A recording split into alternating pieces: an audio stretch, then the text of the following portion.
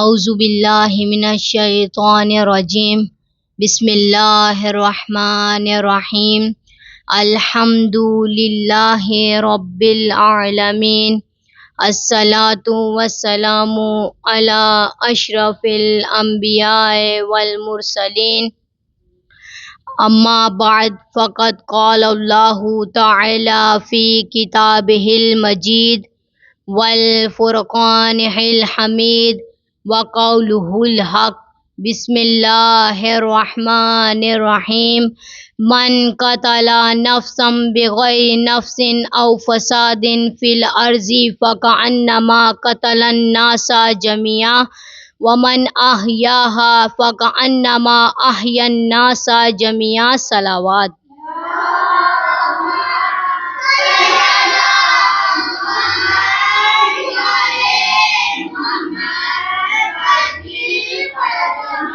عزیزان محترم، صاحبان علم و دانش، موالیان علی و بطول و جانثاران اولاد رسول، عزاداران امام حسین اور میرے لیے قابل قدر اور قابل احترام ساتھیوں، میری اس مختصر سی گفتگو کا موضوع سخن عظمت انسان ہے، کرامت انسان ہے۔ خداوند متعال اپنی پاک مقدس کتاب سورہ بنی اسرائیل کی آیت نمبر 70 میں ارشاد فرماتا ہے، بسم اللہ الرحمن الرحیم وَلَقَدْ كَرَّمْنَا بَنِي آدَمَ وَحَمَلْنَاهُمْ فِي الْبَرِّ وَالْبَحْرِ وَرَزَقْنَاهُمْ مِنَ الطَّيِّبَاتِ وَفَضَّلْنَاهُمْ عَلَى كَثِيرٍ مِّمَّنْ خَلَقْنَا تَفْضِيلًا۔ صلوات۔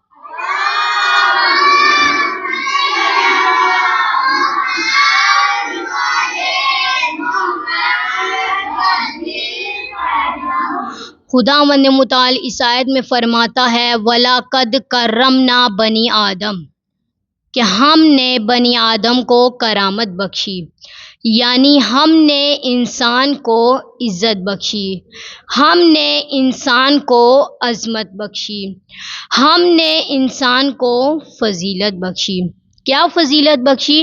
وَحَمَلْنَاهُمْ فِي الْبَرِّ وَالْبَحْرِ، ہم نے انسان کو فضیلت یہ بخشی، ہم نے انسان کو عظمت یہ بخشی کہ وہ زمین میں اور سمندر میں سفر کر سکتا ہے، وہ آسمان میں سفر کر سکتا ہے، وہ خشکی میں سفر کر سکتا ہے، وہ تری میں سفر کر سکتا ہے، حتیٰ کہ وہ سمندر کی گہرائیوں میں بھی سفر کر سکتا ہے۔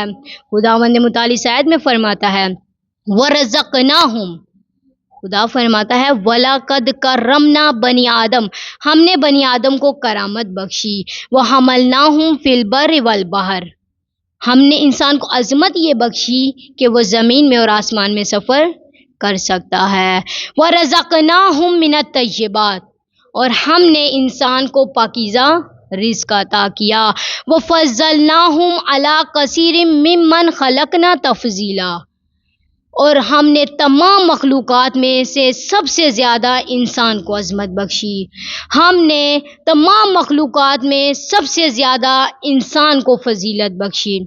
اگر ہم دیکھیں تو تمام مخلوقات میں سے جو سب سے زیادہ اللہ تعالیٰ کی عبادت کرتے ہیں وہ فرشتے ہیں۔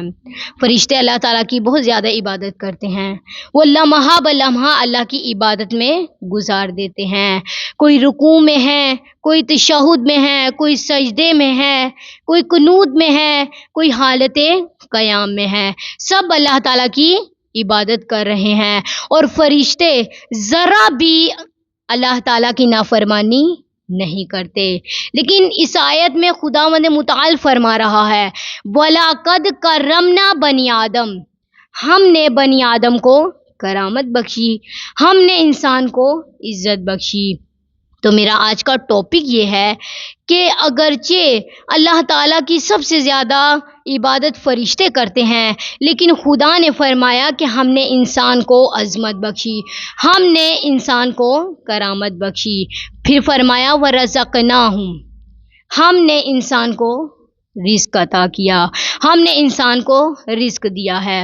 اگر ہم رزق میں دیکھیں تو ہم سے زیادہ بکری کھا جاتی ہے، ایسے ہی ہے، ہم سے زیادہ جانور کھاتے ہیں، لیکن کیا وجہ ہے کہ ہم سے زیادہ رزق جانور کھاتے ہیں، ہم سے زیادہ اللہ کی عبادت فرشتے کرتے ہیں، لیکن خدا فرماتا ہے کہ ہم نے انسان کو عظمت بخشی ہے، ہم نے انسان کو کرامت بخشی ہے۔ تو یہاں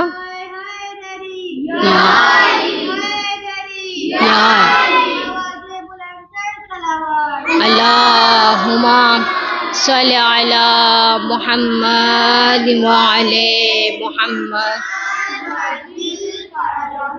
تو مومنین کرام، یہاں توجہ کی ضرورت ہے، یہاں غور کیجئے گا، فضیلت عدد پہ نہیں ہے، عدد میں تو ہم سے زیادہ جانور کھا جاتے ہیں، ہم سے زیادہ اللہ کی عبادت فرشتے کرتے ہیں، فضیلت عدد پہ نہیں ہے۔ اس لیے خدا فرماتا ہے کہ ہم نے انسان کو کرامت بخشی، ہم نے انسان کو فضیلت بخشی۔ دیکھیں تو فرشتے ہم سے زیادہ عبادت کرتے ہیں، لیکن خدا نے کیا وجہ ہے فرمایا کہ ہم نے انسان کو کرامت بخشی، ہم نے انسان کو فضیلت بخشی، ہم نے انسان کو عزت بخشی۔ تو اس کی وجہ یہ ہے، من الطیبات، انسان رزق کھاتا ہے لیکن پاکیزہ رزق کھاتا ہے۔ اگر آپ جانور کے آگے کچھ بھی رکھ دیں، آپ بکری کے آگے کچھ بھی رکھ دیں، تو جیسے ہی وہ دیکھے گی کھانا شروع کر دے گی، وہ حلال اور حرام میں فرق نہیں کرے گی، وہ یہ نہیں دیکھے گی کہ یہ کھانا صحیح ہے یا خراب ہے، بلکہ جیسے ہی اس کے آگے کچھ بھی رکھ دیں وہ کھانا شروع کر دے گی۔ لیکن اگر انسان پانی کے 2 گھونٹ پیتا ہے تو یہ سوچ کر پیتا ہے کہ یہ حلال ہے یا حرام ہے۔ انسان اگر روٹی کے 2 لقمے کھاتا ہے تو یہ سوچ کر کہ یہ حلال کا ہے یا حرام کا ہے۔ یعنی اگر انسان رزق کھاتا ہے تو وہ حلال اور حرام میں تمیز کر کے کھاتا ہے، حلال اور حرام میں فرق کر کے کھاتا ہے۔ اس لیے خدا نے فرمایا کہ ہم نے انسان کو عظمت بخشی ہے۔ جانور کے آگے کچھ بھی آتا ہے وہ کھانا شروع کر دیتا ہے، لیکن انسان کو فضیلت یہ حاصل ہے کہ جب بھی اس کے سامنے رزق آتا ہے وہ یہ سمجھتا ہے، یہ سوچتا ہے اور یہ دیکھتا ہے کہ یہ حلال کا ہے یا حرام کا ہے۔ نعرہ تکبیر، اللہ اکبر، نعرہ رسالت، یا رسول اللہ، نعرہ حیدری، یا علی، آواز بلند کر صلوات، اللہم صلی علی محمد وعلی محمد وسلم۔ تو اس سے ہمیں پتہ یہ چلتا ہے کہ انسان کو اس لیے فضیلت حاصل ہے کیونکہ وہ پاکیزہ کھاتا ہے۔ ایک اور سبب ہے کہ جس کی وجہ سے خدا نے انسان کو عظمت بخشی، انسان کو فضیلت بخشی، وہ سبب یہ ہے کہ امام زمانہ اجل اللہ تعالی فرجہ الشریف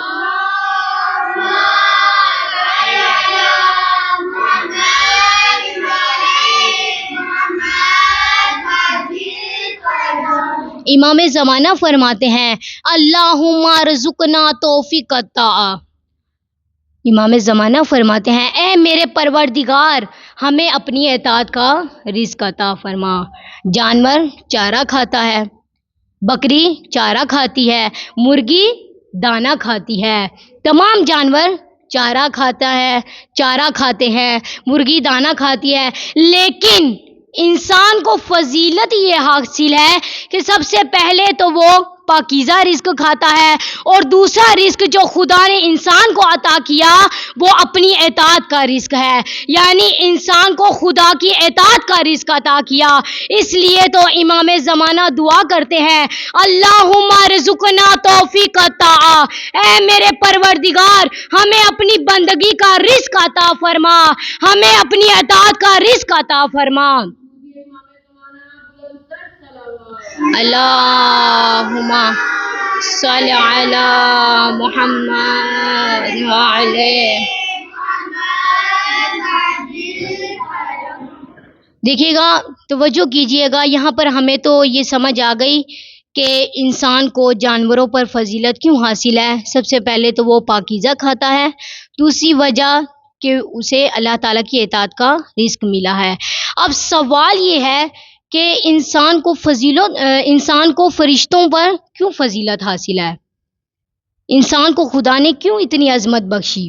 اس کی وجہ یہ ہے کہ جب اللہ تعالیٰ نے حضرت آدم کے پتلے کو بنایا تو تمام فرشتے وہاں موجود تھے، تو اللہ تعالیٰ نے حکم دیا کہ تمام فرشتے آدم کو سجدہ کریں، تو فرشتوں نے کہا کہ اللہ تعالیٰ ہم سب سے زیادہ عبادت تیری کرتے ہیں، ہم لمحہ بلمحہ تیری عبادت میں گزار دیتے ہیں، ہم تیری اطاعت سب سے زیادہ کرتے ہیں، ہم تیری نافرمانی نہیں کرتے، لیکن ہم آدم کو سجدہ کیوں کریں؟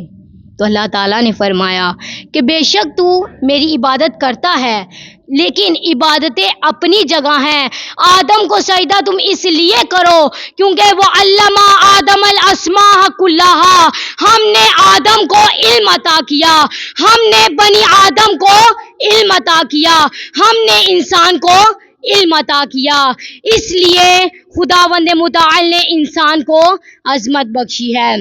اسی لیے تو نبی دو عالم نے اپنی بڑی فضیلت بیان کرتے ہوئے فرمایا، انا مدینۃ العلم وعلی بابھا، میں علم کا شہر ہوں اور علی اس کا دروازہ ہے۔ اسی طرح اسی نبی کا جانشین مطلوب کل طالب غالب علی کل غالب علی ابن ابی طالب نے فرمایا، درود پڑھیے گا۔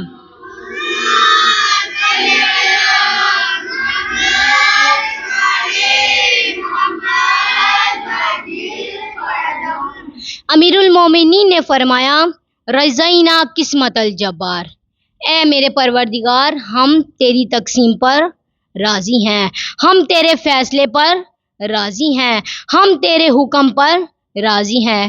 کس حکم پر؟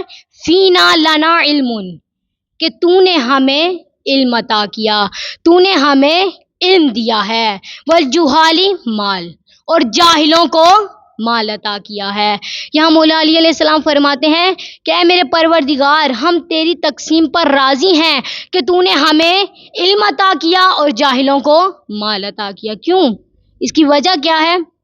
کیوں ہم پروردگار سے راضی ہیں؟ اس کی وجہ یہ ہے، فَإِنَّ الْمَالُ يَفْنَىٰ عَنْ قَرِيب، کہ مال جلد ختم ہونے والا ہے، مال باقی رہنے والا نہیں ہے، مال جلد ختم ہو جائے گا۔ تو اس کی وجہ یہ ہے کہ مال ختم ہونے والا ہے۔ وَإِنَّ الْعِلْمُ بَاقٍ لَا يُزَالُ، اور جو علم ہے وہ ہمیشہ باقی رہے گا، علم ختم ہونے والا نہیں ہے، علم ہمیشہ باقی رہے گا۔ یعنی خدا نے انسان کو ایک عظمت اس لیے بخشی، انسان کو فضیلت اس لیے بخشی کیونکہ اللہ نے انسان کو علم عطا کیا ہے۔ فرشتوں پر زیادہ فضیلت اس لیے حاصل ہے کیونکہ اللہ تعالیٰ نے انسان کو علم عطا کیا ہے۔ جیسے حکیم امت علامہ محمد اقبال نے کیا خوب کہا، خدائے لم یزل کا دست قدرت تو زباں تو ہے، خدائے لم یزل کا دست قدرت تو زباں تو ہے، یقین پیدا کر اے غافل کہ مغلوب گماں تو ہے۔ خدائے لم یزل کا دست قدرت تو زباں تو ہے، یقین پیدا کر اے غافل کہ مغلوب گماں تو ہے، پرے ہے چرخ نیلی فام سے منزل مسلمہ کی، پرے ہے چرخ نیلی فام سے منزل مسلمہ کی، ستارے جس کے گرد راہ ہو وہ کارواں تو ہے۔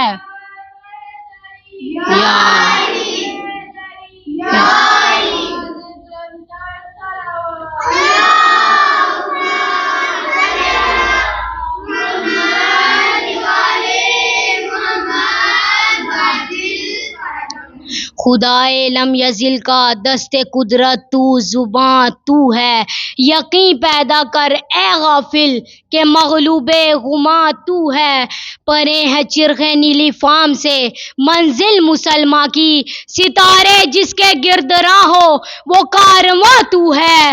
مکاں فانی مکی آنی ازل تیرا ابد تیرا، مکاں فانی مکی آنی ازل تیرا ابد تیرا، خدا کا آخری پیغام ہے تو جاویداں تو ہے۔ اللہ اکبر۔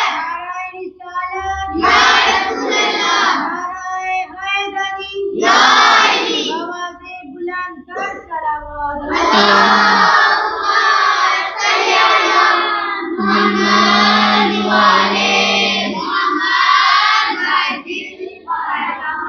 یعنی ہمیں اس بات سے پتہ یہ چلتا ہے کہ انسان کو خدا نے اس لیے فضیلت دی ہے، اس لیے عزت بخشی، اس لیے کرامت بخشی، کیونکہ وہ اللہ تعالیٰ نے انہیں علم عطا کیا ہے، اللہ نے انسان کو علم دیا ہے۔ سب سے پہلے تو وہ پاکیزہ رزق کھاتا ہے، دوسرا رزق وہ اللہ تعالیٰ کی اطاعت کا رزق ہے، تیسری جو چیز جس کی وجہ سے انسان کو فضیلت حاصل ہے وہ انسان کے پاس علم ہے۔ اگر انسان خدا پر ایمان کر لے تو وہ مومن بن جاتا ہے، اور خدا کو گوارا نہیں ہے کہ مومن کے خلاف کچھ بولا جائے۔ اگر کوئی مومن کے خلاف سچی زبان اٹھاتا ہے تو وہ غیبت بن جاتا ہے، اگر کوئی مومن کے خلاف جھوٹی زبان استعمال کرتا ہے تو وہ تہمت بن جاتا ہے، اگر کوئی مومن پہ وار کرتا ہے تو وہ قاتل بن جاتا ہے، اور خدا نے قاتل کا شمار گناہان کبیرہ میں کیا ہے۔ خداوند متعال نے اس کے لیے عذاب رکھا ہے۔ جیسے یہاں پر ہمیں بات یہ پتہ چلتی ہے کہ اللہ تعالیٰ نے انسان کو بہت فضیلت بخشی، تمام مخلوقات میں سے سب سے زیادہ انسان کو فضیلت حاصل ہے، سب سے زیادہ کرامت انسان کو حاصل ہے، سب سے زیادہ شرف انسان کو حاصل ہے، کیونکہ انسان کی جان محترم ہے۔ جس طرح سے اگر کوئی انسان پر مومن پر وار کرتا ہے خدا کو یہ گوارا نہیں ہے، یعنی اگر کوئی کسی مومن کو قتل کرتا ہے تو خدا کو یہ گوارا نہیں ہے، یعنی انسان کی جان محترم ہے، نہ صرف جان محترم ہے بلکہ انسان کا مال بھی محترم ہے۔ جس طرح سے خداوند متعال اپنی کتاب مقدس میں فرماتا ہے، یا ایھا الذین آمنوا لا تأکلوا اموالکم بینکم بالباطل، کہ ایمان لانے والو تم ایک دوسرے کا مال ناجائز طریقے سے استعمال نہ کرو، یعنی تم ایک دوسرے کا مال ناحق طریقے سے استعمال نہیں کرو۔ جس طرح سے رسول اللہ صلی اللہ علیہ وآلہ وسلم نے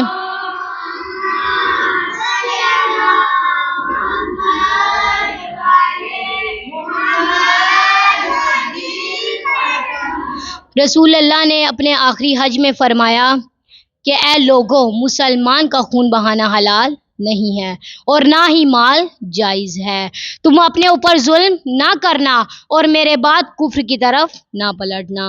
تو اس سے ہمیں پتہ یہ چلتا ہے کہ انسان کا نہ صرف انسان کی جان محترم ہے بلکہ انسان کا مال بھی محترم ہے، کیونکہ رسول نے فرمایا کہ اگر کوئی کسی کا مال ناجائز طریقے سے استعمال کرتا ہے تو یہ جائز کے لیے نہیں ہے۔ مومنین کرام، یہاں ہمیں پتہ یہ چلتا ہے کہ نہ صرف انسان کا مال محترم ہے بلکہ انسان کی جان بھی محترم ہے، کیونکہ اللہ تعالیٰ نے ایک انسان کی جان پوری انسانیت جیسی رکھی ہے، جیسے خداوند متعال سورہ مائدہ کی آیت نمبر 32 میں ارشاد فرماتا ہے، بسم اللہ الرحمن الرحیم، من قتل نفسا بغیر نفس او فساد فی الارض فکأنما قتل الناس جميعا ومن احیاها فکأنما احیا الناس جميعا۔ صلوات۔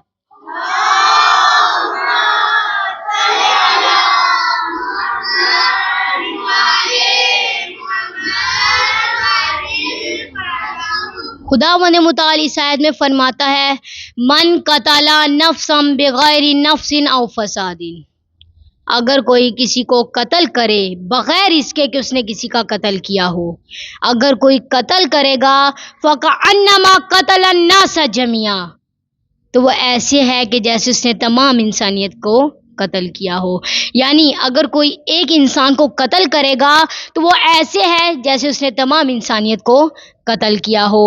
وَمَنْ أَحْيَاهَا فَكَأَنَّمَا أَحْيَا النَّاسَ جَمِيعًا، اور اگر کوئی کسی کی ایک زندگی کو بچائے تو وہ ایسے ہے کہ جیسے اس نے تمام انسانیت کو بچایا ہو۔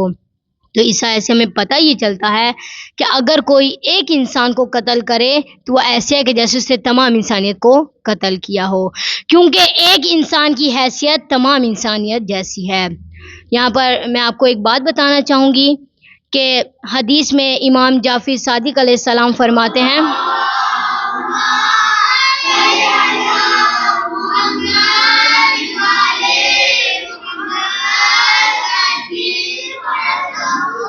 امام جعفر صادق فرماتے ہیں کہ اگر کوئی کسی کو ایک شخص کو ہدایت کر دیتا ہے تو وہ ایسے ہے کہ جیسے اس نے تمام انسانیت کو ہدایت دے دی ہو۔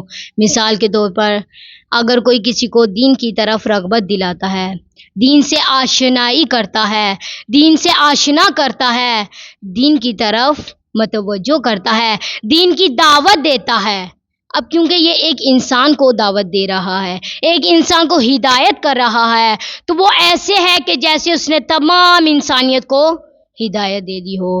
اسی طرح امام فرماتے ہیں کہ اگر کوئی ایک شخص کو گمراہ کرے تو وہ ایسے ہے جیسے اس نے تمام انسانیت کو گمراہ کیا ہو۔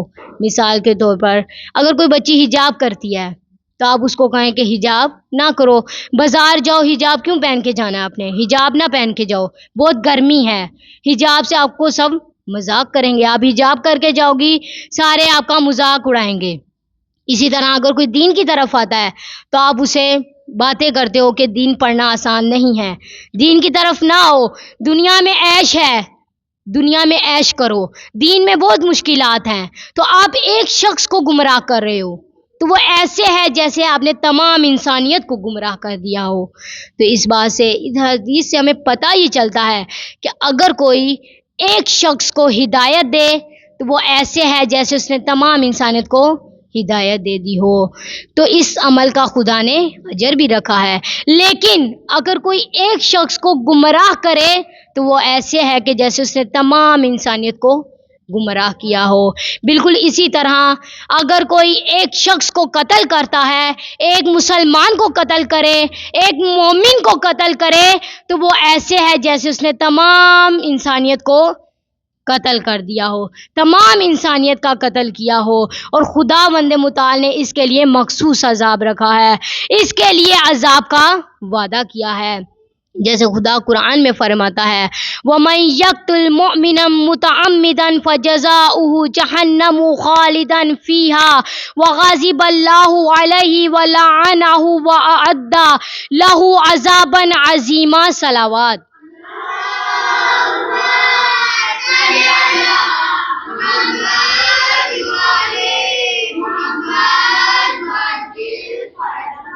خداوند متعال اس آیت میں فرماتا ہے وَمَن يَقْتُلْ مُؤْمِنًا مُتَعَمِّدًا، اگر کوئی کسی مومن کو بغیر وجہ کے قتل کرے، بغیر کسی وجہ کے ناجائز قتل کرے، فَجَزَاؤُهُ جَهَنَّمُ خَالِدًا فِيهَا، اور وہ جہنم میں جائے گا ہمیشہ کے لیے، وَغَضِبَ اللَّهُ، اور اس پر اللہ تعالیٰ غضبناک ہوگا، عَلَيْهِ وَلَعَنَهُ، اور اس پر اللہ کی لعنت ہوگی، وَأَعَدَّ لَهُ عَذَابًا عَظِيمًا، اور اس کے لیے عظیم عذاب ہے۔ یعنی اگر کوئی کسی کو ناجائز طریقے سے قتل کرے، بغیر اس کے کہ اس نے کسی کا قتل کیا ہو، کسی مومن کو قتل کر دے، تو اس کے لیے خدا نے 5 سزائیں رکھی ہیں۔ سب سے پہلے فَجَزَاؤُهُ جَہَنَّم، کہ وہ جہنم میں جائے گا، اس کی سزا جہنم ہے۔ دوسرا خالدن فیہا، وہ ہمیشہ جہنم میں رہے گا، وہ ہمیشہ سے جہنم میں رہے گا۔ خالدن فیہا وغضب اللہ، اور اس پہ اللہ تعالیٰ غضبناک ہوگا، علیہ ولعنہ، اور اس پر اللہ کی لعنت ہوگی، وَأَعَدَّ لَهُ عَذَابًا عَظِيمًا، اور اس کے لیے شدید عذاب ہے۔ یعنی اگر کوئی کسی مومن کو بغیر وجہ کے قتل کرے تو خدا نے اس کے لیے 5 سزائیں رکھی ہیں۔ سب سے پہلے وہ جہنم میں جائے گا، دوسرا ہمیشہ جہنم میں رہے گا، تیسرا خدا کا غضب ہوگا، چوتھا اس پر خدا کی لعنت ہوگی، پانچواں وہ ہمیشہ سے شدید عذاب میں رہے گا۔ یعنی اس آیت سے ہمیں پتہ یہ چلتا ہے کہ جو کسی مومن کو یا کسی انسان کو قتل کرتا ہے اس پر خدا کا مخصوص عذاب ہے، اور نہ صرف قتل کرنے والوں کو عذاب ہے بلکہ جو قتل میں شریک ہے یا جو قاتل کی مدد کرے گا یا جو قتل پر راضی تھا اور قتل پر خاموش تھا اس کو بھی اتنا ہی عذاب دیا جائے گا. جس طرح سے امام محمد باقر علیہ السلام فرماتے ہیں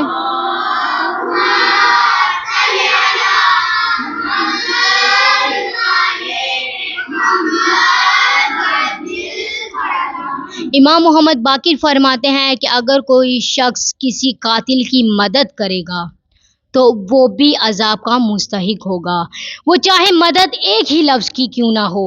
قیامت کے دن اس کے ماتھے پہ یہ لکھا ہوگا کہ یہ اللہ کی رحمت سے محروم ہے. دیکھیے گا مومنین کرام کتنی سخت حدیث ہے کہ اگر کوئی قتل کرتا ہے یا قاتل کی مدد کرتا ہے اس کو بھی عذاب ہوگا. اسی طرح امام رضا علیہ السلام فرماتے ہیں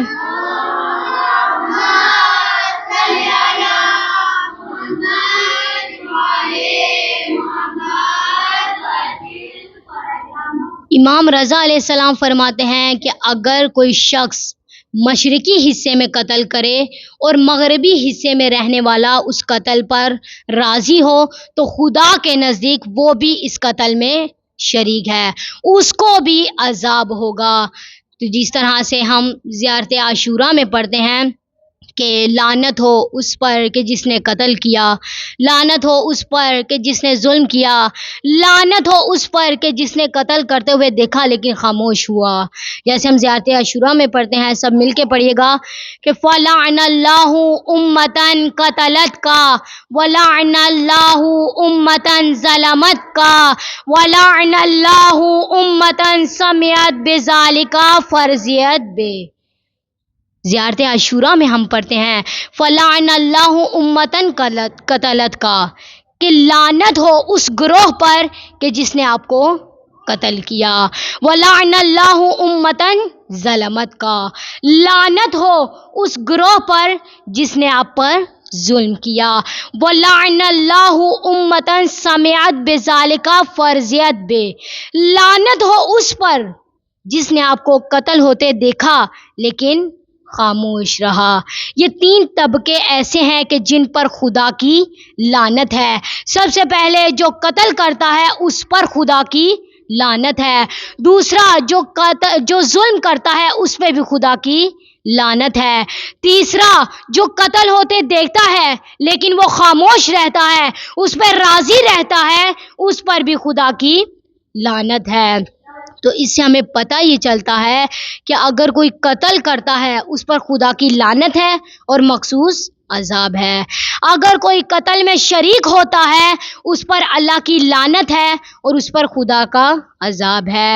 تیسرا کہ اگر کوئی قاتل کی مدد کرتا ہے، قتل پر خاموش رہتا ہے یا قتل پر راضی رہتا ہے اس پر بھی خدا کی لعنت ہے. درود پڑھیے گا. بے شمار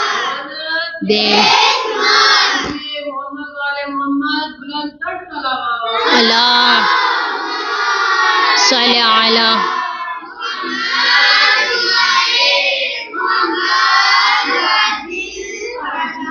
مومنین کرام. دیکھیے گا یہاں پر یہ تو سمجھ آ گئی کہ جو قاتل کی مدد کرتا ہے وہ گناہ گار ہے، لیکن جو قتل پر خاموش رہتا ہے وہ کیسے گناہ گار ہے؟ وہ تو کچھ بھی نہیں کرتا، وہ خاموشی سے بیٹھا رہتا ہے، وہ کیسے گناہ گار ہے؟ اس کی وجہ یہ ہے کہ جو قتل پر خاموش رہتا ہے، جو قاتل کے خلاف آواز نہیں اٹھاتا، اس سے یہ ہوتا ہے کہ اگر وہ خاموش رہے تو قاتل میں جرأت پیدا ہوتی ہے، قاتل میں قتل کرنے کی طاقت آتی ہے، اس میں اعتماد پیدا ہوتا ہے تو وہ اور قتل کرتا ہے. اس لیے اس کی خاموشی کی وجہ سے یہ وہ گناہگار ہے، اس کو عذاب ہوگا. کیونکہ اگر وہ نہیں ڈانٹے گا، اگر وہ اس کے خلاف آواز نہیں اٹھائے گا تو اور قتل و غارت ہوگی. اس کی وجہ سے خداوند متعال اس کو عذاب دے گا، وہ عذاب کا مستحق ہوگا. درود پڑھیے گا محمد والے محمد کی ذات.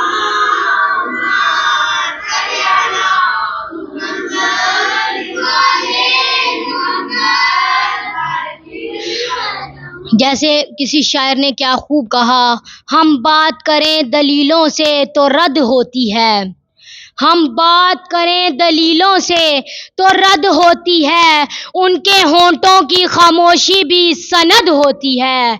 ہم بات کریں دلیلوں سے تو رد ہوتی ہے، ان کے ہونٹوں کی خاموشی بھی سند ہوتی ہے، سانس لیتے ہوئے انسان بھی ہے لاشوں کی طرح، انسان سانس لیتے ہوئے بھی انسان ہے لاشوں کی طرح، اب دھڑکتے ہوئے دل کی بھی لہد ہوتی ہے۔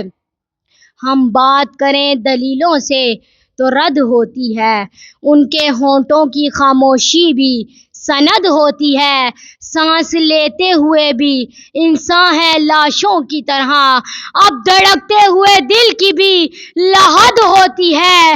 شوبدہ گر بھی پہنتے ہیں خطیبوں کا لباس، شوبدہ گر بھی پہنتے ہیں خطیبوں کا لباس، بولتا جہل ہے بدنام خرد ہوتی ہے۔ درود پڑھیے گا۔ اللہ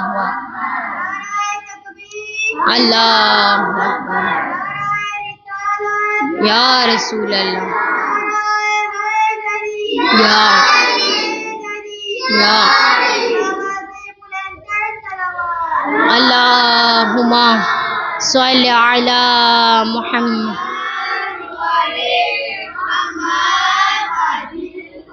شوبدہ گر بھی پہنتے ہیں خطیبوں کا لباس، شوبدہ گر بھی پہنتے ہیں خطیبوں کا لباس، بولتا جہل ہے بدنام خرد ہوتی ہے، اور کچھ نہ کہنے سے بھی چھن جاتا ہے اعزاز سخن، کچھ نہ کہنے سے بھی چھن جاتا ہے اعزاز سخن، ظلم سہنے سے ظالم کی مدد ہوتی ہے۔ اللہ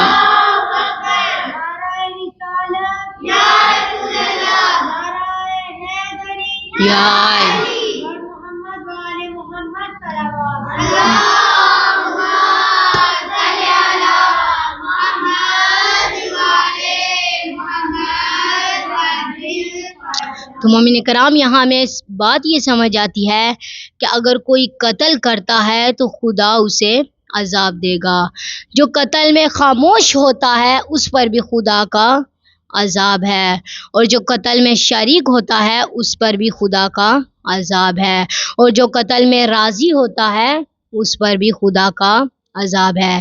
جیسے کربلا میں امام حسین کو قتل کرنے والے چند لوگ تھے، چند لوگوں نے امام کو قتل کیا، چند لوگوں نے امام کو قتل کیا، لیکن اس قتل پر خاموش رہے۔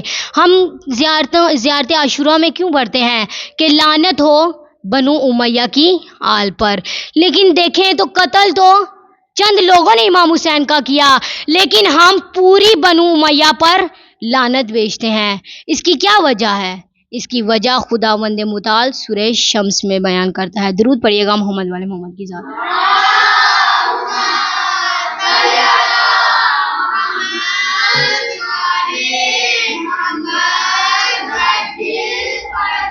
خداوند متعال سورہ شمس میں پڑھتا ہے، خداوند متعال سورہ شمس میں فرماتا ہے، آپ سب میرے ساتھ مل کے پڑھیے گا، بسم اللہ الرحمن الرحیم، والشمس وضحاها والقمر اذا تلاها والنہار اذا جلاها واللیل اذا یغشاها والسماء وما بناها والارض وما طحاها ونفس وما سواها فألهمها فجورها وتقواها قد أفلح من زكاها وقد خاب من دساها كذبت ثمود بطغواها إذ انبعث أشقاها فقال لهم رسول الله ناقة الله سقياها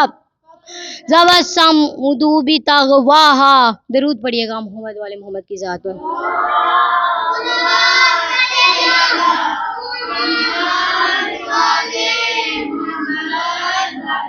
خداوند متعال سورہ شمس میں فرماتا ہے، فقال لهم رسول الله ناقة الله وسقياها فكذبوه فعقروها فدمدم عليهم ربهم بذنبهم فسواها ولا يخاف عقباها صلوات.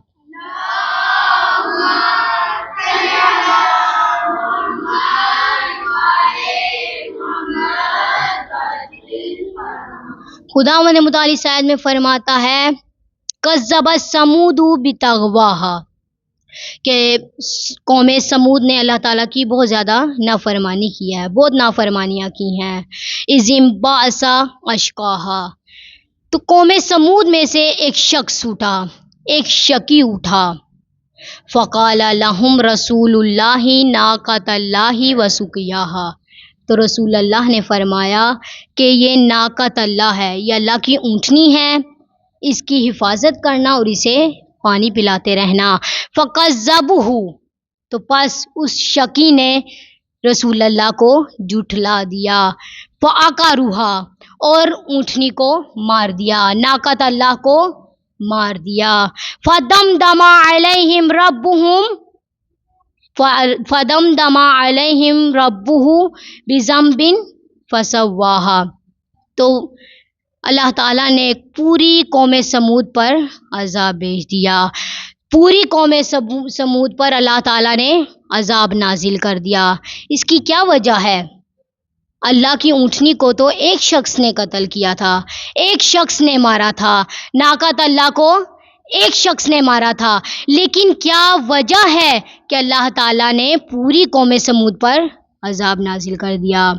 تو کسی نے امام علی علیہ السلام سے پوچھا، یا علی کیا وجہ ہے کہ ناقۃ اللہ کو مارنے والا ایک شخص تھا، اللہ کی اونٹنی کو مارنے والا ایک شخص تھا، تو اللہ تعالیٰ نے پوری قوم سمود پر عذاب کیوں بھیجا؟ اس کی کیا وجہ ہے؟ تو مولا علی علیہ السلام نے فرمایا کہ اس کی وجہ یہ ہے، اللہ تعالیٰ نے پوری قوم سمود پر اس لیے عذاب بھیجا بالراضی، کیونکہ وہ اس قتل میں راضی تھے، اس قتل پر خاموش تھے. جب انہوں نے اونٹنی کو قتل کیا، مارا، تو سارے خاموشی سے بیٹھے ہوئے تھے، کسی نے کچھ نہیں کہا. اس لیے اللہ تعالیٰ نے پوری قوم سمود پر عذاب بھیج دیا. تو مومنین کرام، یہاں اس بات سے ہمیں پتہ یہ چلتا ہے کہ جو قتل کرے، جو قتل پر خاموش ہو، اس پر بھی خدا کا عذاب نازل ہو جاتا ہے، اس پر بھی خدا عذاب بھیج دیتا ہے، وہ عذاب کا مستحق ہو جاتا ہے. درود پڑھیے گا محمد والے محمد کی ذات.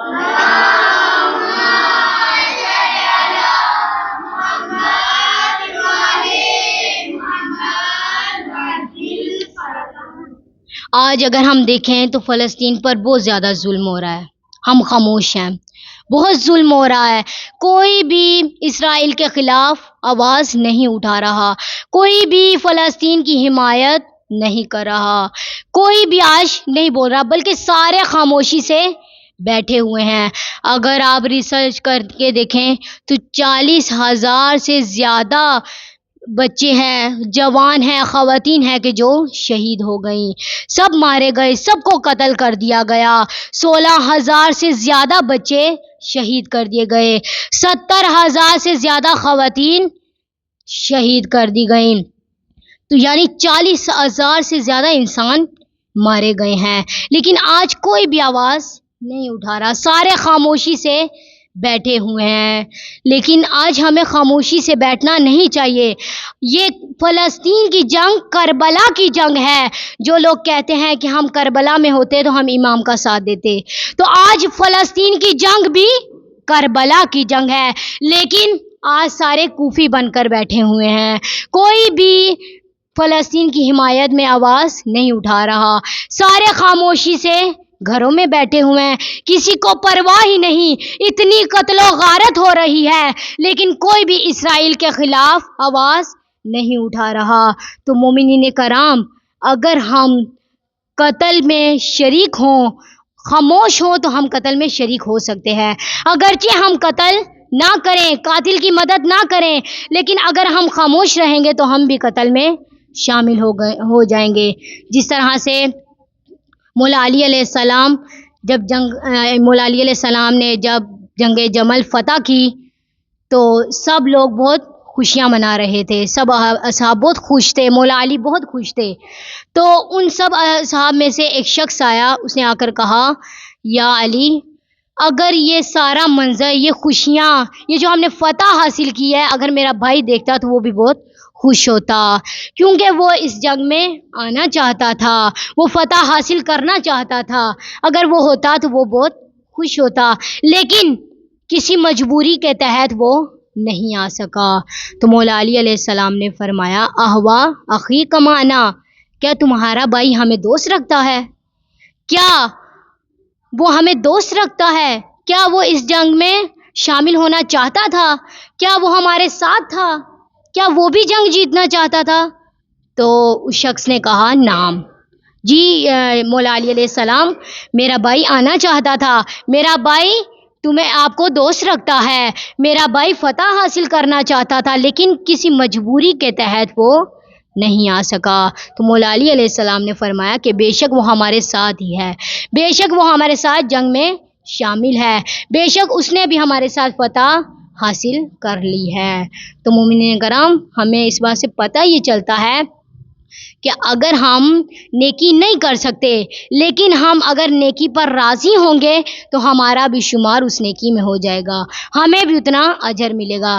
لیکن اگر ہم قتل نہیں کرتے، اس قتل پر راضی ہیں، تو ہمارے لیے بھی خدا عذاب نازل کرے گا، ہم بھی عذاب کے مستحق ہو جائیں گے.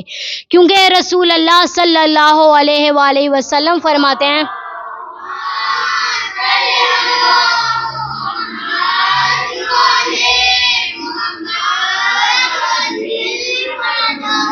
رسول اللہ فرماتے ہیں انما الاعمال بالنیات، کہ عملوں کا دار و مدار نیتوں پر ہے.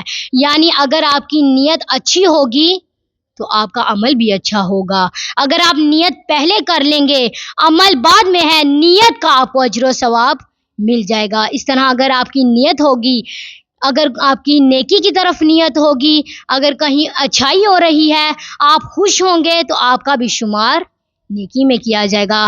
لیکن اگر جہاں قتل و غارت ہو رہی ہے، آپ کی نیت یہ ہوگی، آپ راضی ہوگے، تو آپ کا بھی شمار قتل و غارت میں ہو جائے گا. اس لیے ہمیں چاہیے کہ ہم ہمیشہ اچھی نیت کریں، اچھائی کی نیت کریں گے تو ہمارا شمار بھی نیکیوں میں ہوگا، ہمارا عمل بھی نیکیوں میں ہوگا. درود پڑھیے گا محمد والے محمد کی ذات پر.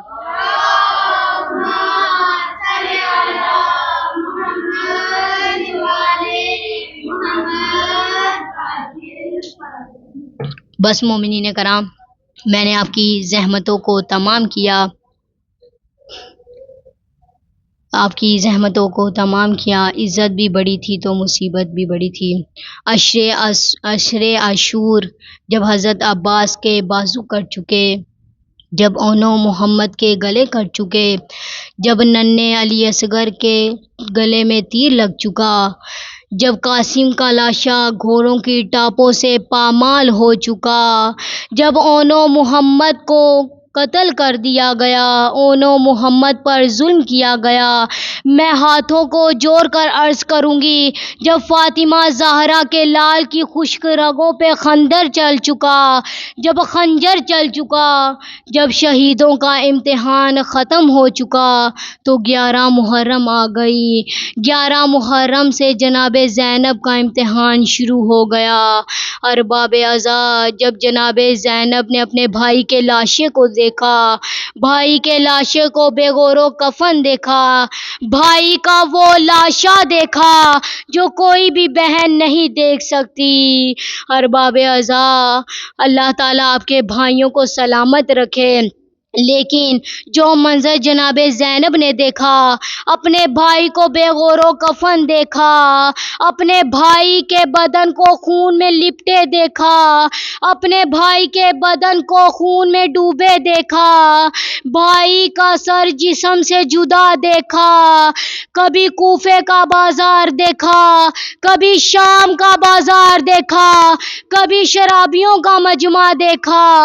ارباب عزا، جناب زینب جب بھائی کی لاش پر آئیں، بھائی کو بے غور و کفن دیکھا تو خود کو گھوڑے کی زین سے زمین پر اس طرح گرایا جس طرح سے عصر عاشور حضرت عباس زین سے زمین پر گرے تھے۔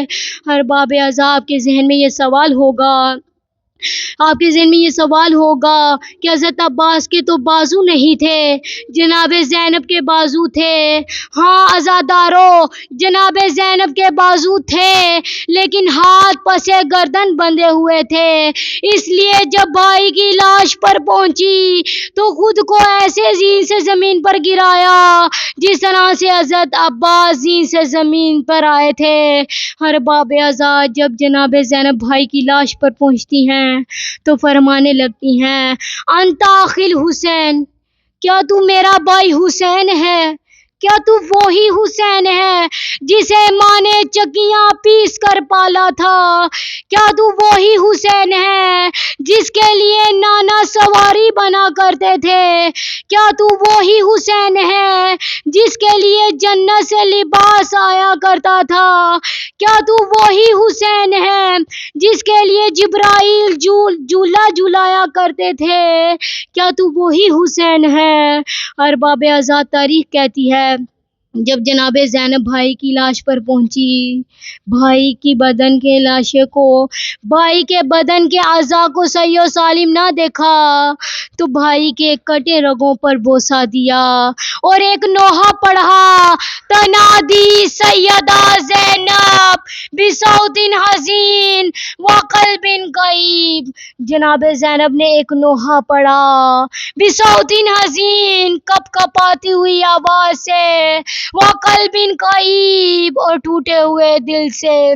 عزادارو، آپ نے شاعروں کی زبان سے تو نوحے سنے ہوں گے، آپ نے خطیبوں کی زبان سے تو مصائب سنے ہوں گے، لیکن ایک دکھیا بہن کے مصائب سنیے گا۔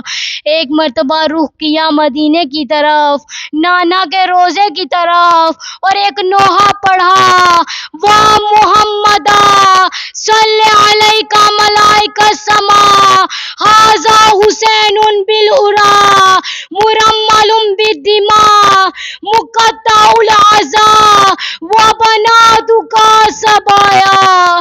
ارباب آزاد جناب زینب نے نوحہ پڑھا، وا محمدا صلی علیک ملائکۃ السماء، اے نانا آپ پر تو ملائکہ بھی درود پڑھتے ہیں، آپ پر آسمان کے فرشتے درود پڑھتے ہیں، لیکن نانا آپ کے جانے کے بعد کیا مصیبتیں آئی ہیں، آپ کے جانے کے بعد آپ کے بیٹے پہ کیا مصیبتیں آئی ہیں۔ ھذا حسین بالعریٰ، نانا کربلا کی تپتی ہوئی ریت پر ننگے آسمان کے نیچے بے گور و کفن ننگے آسمان کے نیچے حسین کا لاشا پڑا ہوا ہے۔ ارباب عزا، حسین کا لاشا پڑا ہوا ہے۔ جناب زینب فرماتی ہیں، ھذا حسین بالعریٰ مرمل بالدماء۔ نانا آپ سوال کریں گے نا کہ حسین کو غسل کیسے دیا گیا؟ مرمل بالدماء، نانا آپ کے حسین کا لاشا خون میں لپٹا ہوا ہے، نانا آپ کے حسین کو پانی سے نہیں بلکہ حسین کے ہی خون سے غسل دیا گیا۔ ارباب عذاب جناب زینب فرماتی ہیں کہ حسین کا لاشا خون میں لپٹا ہوا ہے، مرمل بالدماء مقطع الاعضاء۔ نانا آپ پوچھیں گے نا کہ حسین کے کیسے جسم کے اعضاء جا بجا ہوئے؟ مقطع الاعضاء اسے کہتے ہیں کہ جس کے بدن کے اعضاء جگہ جگہ سے کاٹ دیے گئے ہوں۔ نانا آپ کے حسین کے بدن کے اعضاء صحیح و سالم نہیں رہے، نانا کچھ اعضاء تو ٹوٹ گئے اور کچھ اعضاء تو کٹ گئے۔ نانا آپ سوال کریں گے نا کہ حسین کے جسم کے اعضاء کیسے جا بجا ہوئے؟ نانا، کربلا کے بن میں جب شام غریبہ آ گئی تو لائنوں نے حکم دیا کہ لاشوں پر گھوڑے دوڑائے جائیں۔ نانا، ہر کوئی اپنے قبیلے سے آتا، اپنے عزیز کا لاشا لے جاتا۔ حور کے قبیلے والے آئے، حور کا لاشا لے گئے۔ حبیب ابن مظاہر کے قبیلے والے آئے، حبیب کا لاشا لے گئے، لیکن درمیان میں فقط ایک لاشا تیرے حسین کا رہ گیا، جس کی پامالی کے لیے 10 گھوڑے معین کیے گئے۔ ارباب اعضاء، میں یہاں ایک جملہ ہاتھوں کو جوڑ کر عرض کرنا چاہوں گی کہ 5 گھوڑے مشرق کی طرف، 5 گھوڑے مغرب کی طرف، اور مشرق کے گھوڑے مغرب کی طرف دوڑائے گئے، اور مغرب کے 2 گھوڑے مشرق کی طرف دوڑائے گئے۔ درمیان میں ایک ہی لاشا تیرے حسین کا تھا۔ اس وجہ سے جناب زینب کو کہنا پڑا، مقطع الاعضاء، نانا، آپ کے حسین کے اعضاء صحیح و سلامت نہیں رہے، کچھ اعضاء تو ٹوٹ گئے، کچھ اعضاء تو کٹ گئے۔ ارباب اعضاء، جس نے امام حسین کی لاش پر گھوڑے دوڑائے تھے، وہ ایک مرتبہ عمر سعد کے پاس آتا ہے اور آ کر کہتا ہے کہ عمر سعد، سب سے بڑا انعام مجھے دینا۔ عمر سعد نے کہا کیوں؟ کہا کہ میں نے حسین کی لاش پر اتنے گھوڑے دوڑائے، اتنے گھوڑے دوڑائے کہ حسین کے بدن کا کوئی بھی حصہ صحیح و سالم نہ رہا۔ اس لیے تو جناب زینب نے کہا کہ نانا، حسین کے بدن کے اعضاء صحیح و سلامت نہ رہے۔ اور آخر میں ایک جملہ جناب زینب نے کہا، وَبَنَاتُكَ سَبَايَا، نانا، آپ کی بیٹیوں کو قیدی بنایا گیا، کبھی کوفے کے بازار لے جایا گیا، کبھی شام کے بازار لے جایا گیا، کبھی شرابیوں کے مجمع میں لے جایا گیا۔ ارباب اعضاء، عزادارو، یہ وہی منظر ہے جس کو دیکھ کے جناب سجاد روتے رہے اور فرمایا، اے کاش میری ماں مجھے جنم نہ دیتی کہ مجھے کوفے کے بازار میں اس طرح گھسیٹا جا رہا ہے جس طرح سے ایک حبشی غلام کو گھسیٹا جاتا ہے۔ فلعن اللہ امتن قتلت کا، فلعن اللہ امتن ظلمت کا، ولعن اللہ امتن سمعت بذالک فرضیت بے۔ ارباب اعضاء، انہی روتی ہوئی آنکھوں سے دعا کیجئے، اے میرے پروردگار، محمد والے محمد کا صدقہ، اے میرے پروردگار، تجھے تیری عزت و جلال کا واسطہ، تجھے تیرے انبیاء کے نور کا واسطہ، تجھے اولیاء کی عصمت کا واسطہ، اے میرے پروردگار، محمد والے محمد کا صدقہ، اے میرے پروردگار، بنت پیغمبر کا واسطہ، ام البنین زوجائے حیدر کا واسطہ، زہرا کی بیٹیوں کے کھلے سر کا واسطہ، اور جو کربلا میں لٹ گیا اس گھر کا واسطہ، اے میرے پروردگار، جو بیمار ہیں انہیں جناب سجاد کے صدقے میں شفائے کلی عطا فرما، اے میرے پروردگار، جو بے اولاد ہیں انہیں صاحب اولاد عطا فرما، اے میرے پروردگار، جن کے اپنے گھر نہیں ہیں مولا علی کی جاگیر کے صدقے میں انہیں گھر عطا فرما، اے میرے پروردگار، ہمیں ہر برائی سے بچنے کی توفیق عطا فرما،